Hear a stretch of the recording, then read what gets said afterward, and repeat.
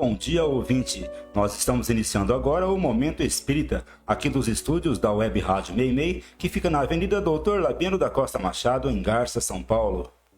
Apresentado todos os domingos neste horário, o Momento Espírita também é transmitido simultaneamente pelas webs Nova Alternativa e Nova Alternativa FM. E atenção, ouvinte, você pode assistir Momento Espírita, Perspectiva e Saúde e Espiritualidade e você com o áudio e imagem pelo Facebook, Instagram, YouTube e Smart TV.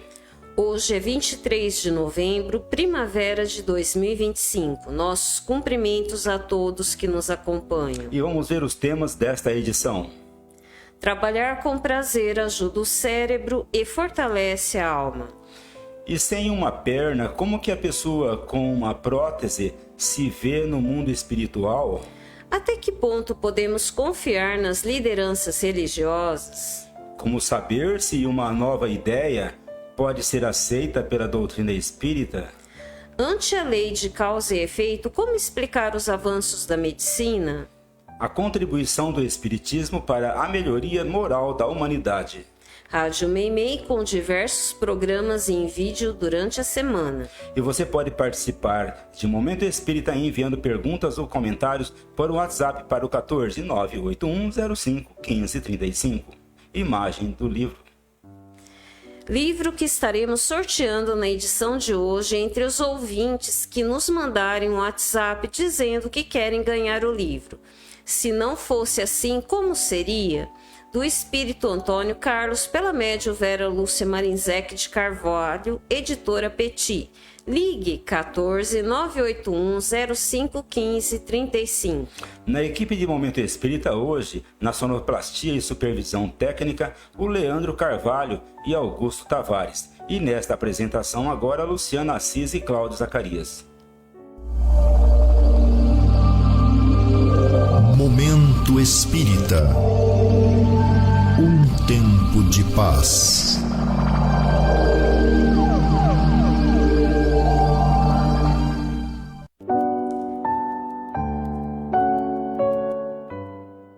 Descoberta há apenas meio século pelos químicos suecos Harvard Carlson e Nils Killerp, a dopamina é um neurotransmissor que atua no cérebro e nos dá a sensação de prazer. Evidentemente, o prazer, ao contrário da dor, faz bem ao organismo, facilitando o funcionamento normal de seus órgãos, além de fazer bem à mente, por ser uma sensação que traz conforto. Logo, é fácil concluir que quando você se põe a fazer alguma atividade que o agrada, o nível de dopamina aumenta no cérebro e todo o seu corpo reage favoravelmente ao que você está fazendo. Ao contrário, se você está fazendo alguma coisa que o contraria, o nível de dopamina cai e você não se sente bem. A diferença fundamental entre o trabalho e o lazer é esta. Quando você está numa atividade ansiando por terminá-la, é um trabalho. Mas quando você está numa atividade que lhe dá prazer o tempo todo, é uma recreação. Entre os povos primitivos, como por exemplo entre nossos índios, quase tudo era lazer e trabalho ao mesmo tempo. Por isso, eles estavam sempre alegres e felizes. Mas infelizmente ainda nós não temos muita facilidade de fazer o trabalho com lazer. E por isso o nosso corpo sofre enquanto nós trabalhamos. Há muita gente que ávida por terminar logo a sua tarefa para descansar, e outras para se dedicar a uma coisa que realmente gostam. Quando essa situação é constante em nossa vida, nós sofremos muito, envelhecemos depressa e ficamos doentes com facilidade. Isso porque a nossa satisfação ou a nossa insatisfação diárias são fatores decisivos em nosso estado geral de saúde. Mais dopamina ou menos dopamina no cérebro durante a vida acarretam alterações orgânicas que nos favorecem ou prejudicam a saúde física e mental. A escolha é nossa. Abraham Lincoln, famoso presidente dos Estados Unidos, teve uma origem humilde e foi um lenhador. Uma de suas afirmações mais famosas é esta: meu pai me ensinou a trabalhar. mas ele não me ensinou a amar o trabalho. Com certeza, Lincoln sofreu muito por isso e teve que se adaptar às suas condições de vida. Por isso é que ele adotou como lema o seguinte: e se você não pode fazer somente o que você gosta, precisa aprender a gostar do que você faz. Quando aprendemos a amar o que fazemos, tudo o que temos a fazer, fazemos bem, bem feito, e isso nos dá imensa satisfação. Aumenta o nível de dopamina no cérebro e serve como um refrigério para o corpo e para a alma. A conhecida escritora chilena Gabriela Mistral, Prêmio Nobel de Literatura, escreveu uma das mais belas páginas da história que denominou O Prazer de Servir. Nessa mensagem, ela afirma que servir é a mais nobre missão do ser humano, é a mais elevada condição que qualquer um de nós pode alcançar nesta vida. E quando servimos com prazer, estamos mais que atendendo às necessidades do corpo, estamos preenchendo uma necessidade imperiosa da alma. Nessa memorável página, Gabriela Mistral aponta Deus como grande servidor, aquele que serve, a meta final, o objetivo de todos nós, a felicidade. É por isso que servir alguém ou servir a uma causa nobre nos dá uma grande sensação de prazer. Não foi por outro motivo que Jesus insistiu tanto no amor ao próximo e utilizou a prática do bem como o único caminho que nos leva a Deus. Quem ainda não descobriu esse caminho, com certeza deve experimentar. Momento Espírita. O rádio é do ouvinte.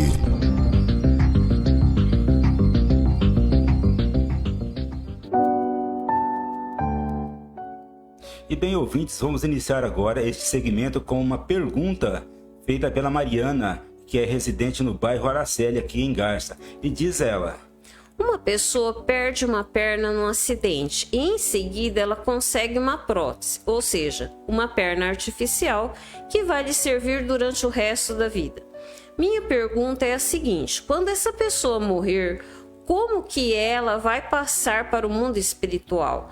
Sem a perna que perdeu, ou existe também uma prótese espiritual? Não há uma resposta precisa e definitiva para esta pergunta, Mariana, porque a condição do espírito, após o seu desencarne, vai depender mais da sua condição íntima, de sua condição moral. Aqui na Terra, nós dependemos do corpo para nos locomover e para trabalhar. E quanto a isso, o corpo, aqui neste mundo, é fundamental. Porém, na espiritualidade, quando não temos mais este corpo, mas apenas um corpo espiritual, tudo depende de nossas condições íntimas, ou seja, do nosso estado de consciência moral. Assim, cada caso tem suas próprias peculiaridades, dependendo do espírito. Alguns se sentirão ainda com a prótese, outros sem ela, e outros ainda com a perna original, como se nada houvesse acontecido. Mas é bom que nós digamos que em tais condições não ocorrem de um momento para o outro, como num passe de mágica, e também não são definitivas. São etapas que se sucedem desde a desencarnação e que, com o tempo, vão tomando novas configurações. O tempo é sempre um fator importante na trajetória do espírito que não podemos deixar de considerar e, em geral, os desencarnados percebem o tempo de uma maneira diferente da nossa. A mente é a força que regula a condição do espírito. Aqui na Terra nós sabemos o quanto a mente tem influência sobre o corpo. Imagine isso no plano espiritual, quando o corpo não é mais este, mas um corpo sutil, um corpo sujeito a uma ação efetiva do pensamento. A condição do perispírito, ou corpo espiritual, reflete nosso estado de alma, de tranquilidade ou perturbação, de paz ou agitação, de conforto ou sofrimento. No entanto, nós devemos levar em consideração a assistência que o espírito recebe, até porque o tratamento que se iniciou na Terra pode ter continuidade no plano espiritual, tudo obedece à lei de causa e efeito. No entanto, Mariana, há um detalhe importante para tais casos. Há situações citadas na literatura espírita em que o espírito que trazia no corpo alguma deficiência pronunciada, quando aparece para alguém ou quando se mostra em sonho, apresenta-se sem aquela deficiência. Próxima questão. Fomos buscar em nossos arquivos. Na ocasião, a pergunta foi levantada pelo ouvinte Flávio. Por que a religião já errou muito? Por que perseguiu muita gente, fez milhares de vítimas ao longo dos séculos e ainda continua explorando os mais simples e os mais ingênuos? Será que ainda é possível confiar nos líderes religiosos? O povo parece acreditar nas religiões. Haja vista o resultado das pesquisas do IBGE na edição 2022. A expressiva maioria das pessoas é religiosa. Embora ao longo do tempo, o que se vem observando é o aumento significativo do número de pessoas sem religião. Mas a expansão da religião funciona mais ou menos como campanha política em que o discurso vale mais que o exemplo. Quem fala mais, quem fala melhor e sabe convencer consegue mais seguidores. Além disso, a grande massa acredita na salvação, em um céu de felicidade eterna e de completa ociosidade para ser alcançado sem muito esforço, confiando apenas no rótulo, ou seja, quem for desta ou daquela religião já está salvo, e todos proclamam exclusividade. O que a religião fala, todos aceitam. Ninguém vai conferir. Ninguém lê os evangelhos com espírito crítico para buscar no fundo a verdadeira mensagem de Deus. Aceitam o que ouvem sem questionar ou sem buscar uma verdade mais profunda, fazendo justamente o contrário de Jesus diante dos religiosos judeus. Logo, não foi bem isso que Jesus ensinou. Ele falou em porta larga e porta estreita, mas preferem a porta larga, porque a estreita dá muito trabalho. Não foi ouvido. Apegaram às religiões que prometem salvação, e com isso se acomodaram em fazer parte do seu rebanho. Mas a porta ou o caminho que Jesus de fato ensinou está nos evangelhos. É a vivência do amor ao próximo. É a prática do bem e não o caminho largo dos religiosos do seu tempo, os fariseus, que tinham Deus nos lábios, mas não o traziam no coração. Eram bons pregadores e péssimos exemplos. Ter Deus no coração não é fácil. Requer dedicação e esforço para se modificar e para se tornar uma pessoa melhor. O papel da religião deveria ser esse. Certa vez o frei Leonardo Boff, que é um católico, perguntou ao Dalai Lama, que é um budista, qual é a melhor religião. Ele esperava ouvir do líder budista que as melhores religiões do mundo são as orientais. Mas se surpreendeu quando o Dalai respondeu simplesmente que a melhor religião é aquela que nos faz melhor, mais bondosos, mais compassivos e mais fraternos. Era precisamente isso que Boff pensava. Ele só não pensava que um líder budista pudesse pensar como ele. Para Jesus, o melhor caminho é fazer a vontade do Pai, e a vontade do Pai é fazer o bem e evitar o mal. Só assim teremos Deus no coração. E ter Deus no coração é agir com amor, com bondade, com paciência, com generosidade, superando o egoísmo e o orgulho que costumam comandar a vida das pessoas. Na verdade, aqui no mundo ocidental, especialmente no Brasil, as pessoas dizem seguir Jesus, cantam hinos, levantam bandeiras, fazem passeatas. Mas convém considerar que seguir Jesus é bem mais que isso. Diante do mandamento do amor ao próximo, perguntaram a Jesus quem era o próximo e ele contou a parábola do samaritano. Leiam novamente essa parábola e analise a qualificação de seus personagens. Muita gente, porém, não compreendeu a essência dessa parábola. Ela não fala apenas do ato de bondade do samaritano, mas fala do fato do samaritano ter acolhido um simples desconhecido. Para Jesus, todos somos irmãos, filhos do mesmo Pai, razão pela qual o próximo é qualquer pessoa, até mesmo um inimigo. A religião, de um modo geral, não explora esta questão e acaba dando mais valor aos atos exteriores, às formalidades litúrgicas, às orações, celebrações, doações à igreja, que não tem de religião senão o verniz e não a essência dos ensinos de Jesus. Bem, ouvintes, atenção. O livro que nós vamos sortear daqui um pouco na edição de hoje, entre os ouvintes que mandarem um WhatsApp dizendo que querem ganhar o livro, chama-se Se Não Fosse Assim, Como Seria? É do Espírito Antônio Carlos, recebido pela médium Vera Lúcia Marinzec de Carvalho, editora Petit. Faça contato pelo 981051535.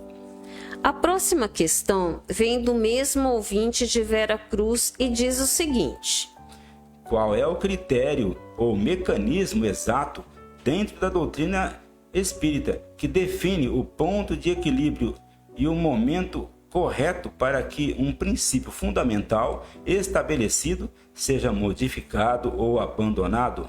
Em outras palavras, como se distingue uma nova verdade universalmente aceitável, que deve ser incorporada, de uma ideia nova ou de uma teoria científica transitória, que deve ser rejeitada ou aguardada, mantendo-se a coesão e a unidade doutrinária original? O princípio fundamental é um pilar mestre da doutrina.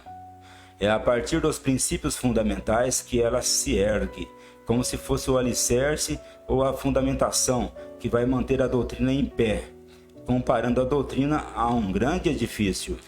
Os princípios fundamentais da doutrina estão na obra de Allan Kardec e devem ser observados com rigor, todos ao mesmo tempo, pois se faltar um dos fundamentais, não teremos mais a doutrina. Vamos aqui tentar sintetizar tais princípios: existência de Deus, imortalidade da alma, comunicabilidade dos espíritos, reencarnação, pluralidade dos mundos, lei de causa e efeito, fé raciocinada, moral ensinada por Jesus, lei de evolução. Logo, esses princípios não mudam, é a parte imutável da doutrina. O que pode vir após eles ou em decorrência deles é o que pode ser mudado e o que certamente está sujeito a atualizações. Há mais de 160 anos atrás, quando Allan Kardec publicou o seu trabalho, esses princípios eram os mesmos. No entanto, existe a parte mutável da doutrina, que é aquela que vai se ajustando às novas revelações e às novas descobertas das ciências e ao desenvolvimento social. Como o Espiritismo não é uma instituição religiosa e nem possui uma hierarquia de poder, ninguém pode decidir em nome do Espiritismo o que pode ser aceito ou não pela doutrina. Kardec sugere que o critério a ser utilizado para a adoção de novos princípios ou novas descobertas ou revelações é da universalidade. Uma ideia nova que fosse adotada apenas por um número reduzido de pessoas não se imporia. Desse modo, os espíritas devem se reunir em congressos, levar os temas novos para serem discutidos à luz dos princípios fundamentais da doutrina e possíveis atualizações dentro dos conhecimentos filosóficos e científicos, segundo o critério da universalidade. As questões dessa natureza existem sempre, devido ao longo período que nos afasta de Kardec. Um desses temas, por exemplo, sobre a questão da eutanásia, face aos novos recursos da medicina, tem sido trazido aos congressos médico-espíritas. Como sabemos, desde o início, o Espiritismo se posicionou contra a eutanásia, que é a morte impingida à pessoa que se encontra em sofrimento, mas não morre. Contudo, com os processos de prolongamento artificial da vida desses pacientes de forma indefinida, como o Espiritismo poderia se posicionar? Estudos e discussões envolvendo integrantes das associações médico-espíritas nacional e internacional chegaram à conclusão que medicina tem por obrigação dar condições para que o paciente tenha uma morte natural.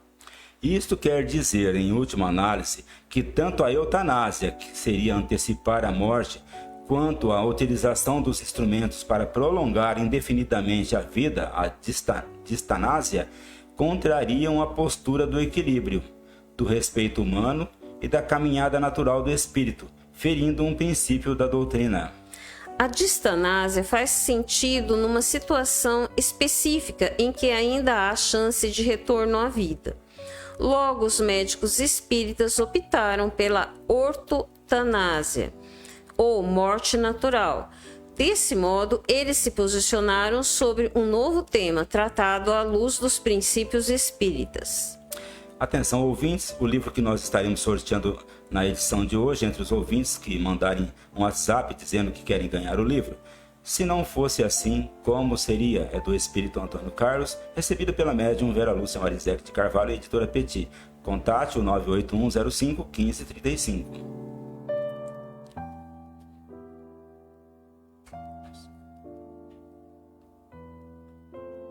Atividade espírita no lar Meimei. Atenção, pais e responsáveis. As atividades de evangelização infanto-juvenil acontecem todo domingo a partir das 9h45 no lar Meimei.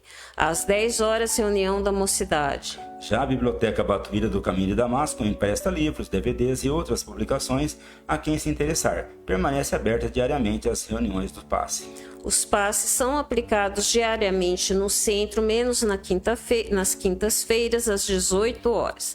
Crianças acompanhadas dos pais recebem o passe a partir das 17h30. Reuniões de estudo do centro. Segundas-feiras, estudo do Livro dos Espíritos. Terças-feiras, grupo de leitura da obra Paulo e Estevão, de Emmanuel, psicografia de Chico Xavier. Nas quintas-feiras, estudo do livro O Evangelho. E sexta-feira, leitura em grupo de uma obra de André Luiz. Atualmente estamos iniciando a obra Libertação. Existem muitas coisas a que às vezes não damos o devido valor. A vida, por exemplo. A vida é uma bênção divina. Através dela, podemos ser felizes e proporcionar a felicidade aos outros. Por isso, é preciso defender a vida, a nossa vida e a do próximo. Pena de morte, aborto, suicídio e eutanásia são formas de violência contra a vida com as quais não podemos concordar. Lutemos em defesa da vida. Pena de morte. Um crime não justifica outro crime. Diga não. Suicídio. Um gesto infeliz. Dê uma chance a você mesmo. Existe sempre alguém para ajudá-lo. Aborto. Um ato de covardia. A vítima não pode defender-se. Eutanásia. Uma ação criminosa. Com confiança em Deus e o firme desejo de obedecer suas leis, a vida terá outro sentido. Mensagem em defesa da vida. Apoio. Federação Espírita Brasileira.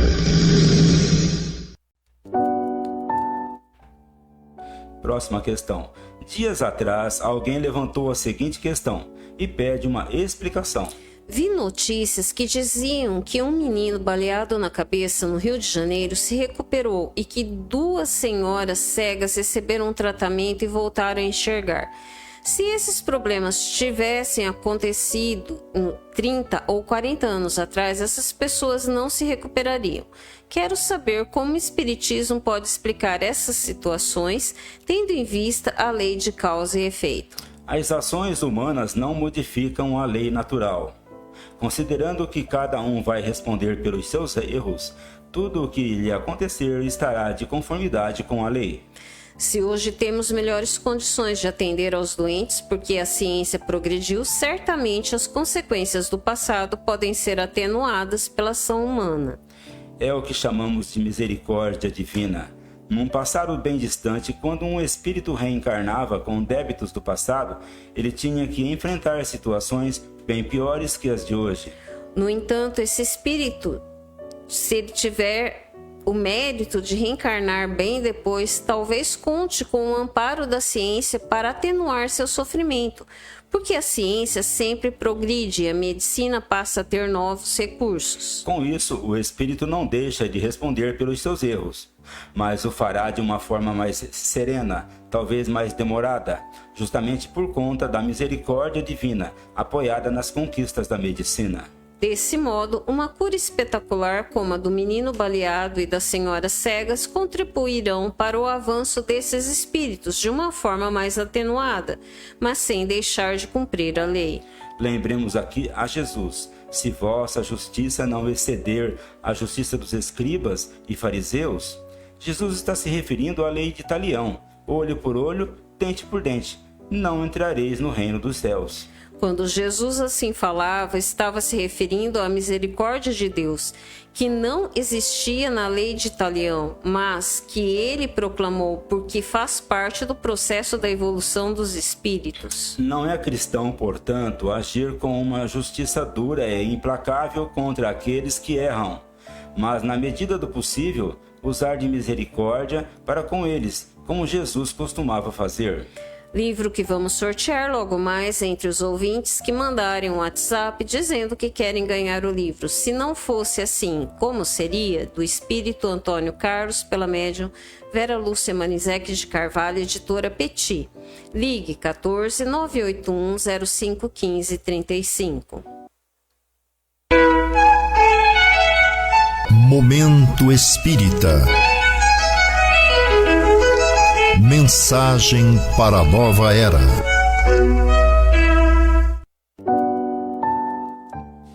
Estudando a doutrina espírita, a missão do espiritismo. Allan Kardec aproveita o espaço reservado a conclusões no final de O Livro dos Espíritos para esclarecer como o espiritismo, desde seu surgimento, vai desempenhando sem alarde seu papel no cenário do mundo, deixando claro que seu principal opositor é o materialismo. A doutrina espírita considera que as religiões em geral são necessárias, quando elas são sinceras e destituídas de preconceitos, são portas para a iniciação das pessoas nas questões espirituais.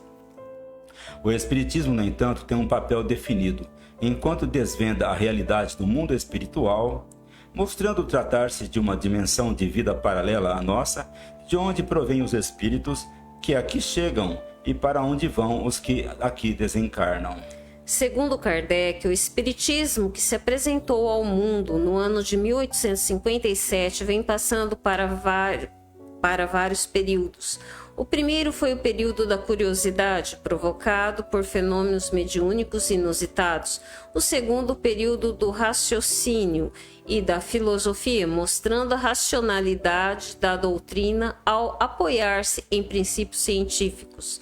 E por último, o que estamos vivendo agora, a fase da aplicação e das consequências morais, que no cômputo geral é a mais importante, a partir da ideia de que o espiritismo vem esclarecer de maneira simples como podemos pôr em prática a doutrina moral de Jesus, inclusive para melhorar as relações humanas no planeta.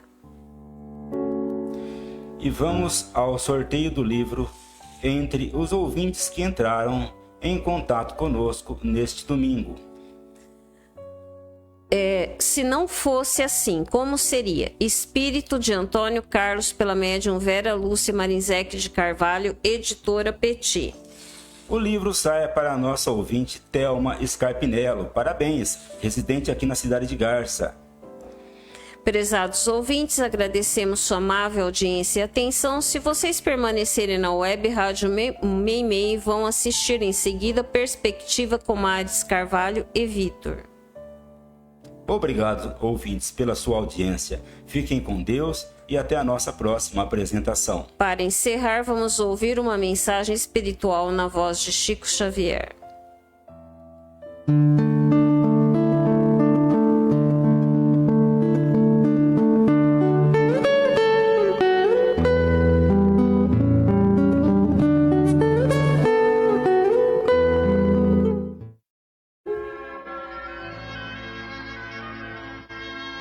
Cultivando paciência.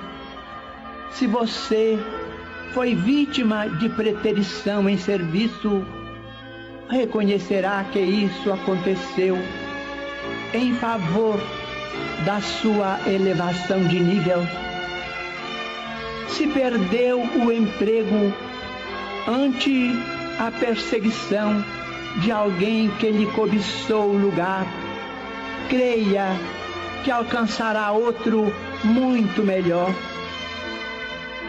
Se um companheiro lhe atravessou o caminho, atrapalhando-lhe um negócio, transações mais lucrativas aparecerão amanhã em seu benefício.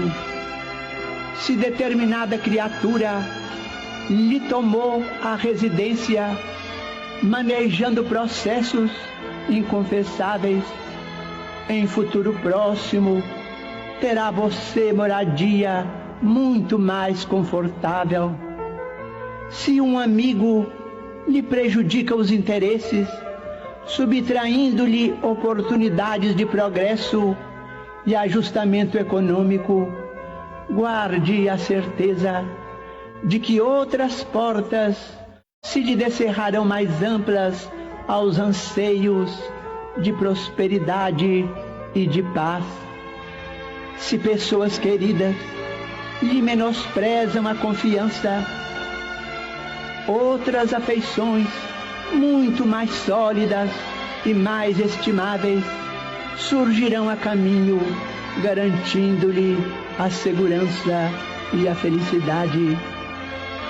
Mas nunca persigas, não atrapalhes, não desconsideres, não menosprezes e nem prejudiques a ninguém, porque sofrer é muito diferente de fazer sofrer, e a dívida é sempre uma carga dolorosa para quem a contraiu.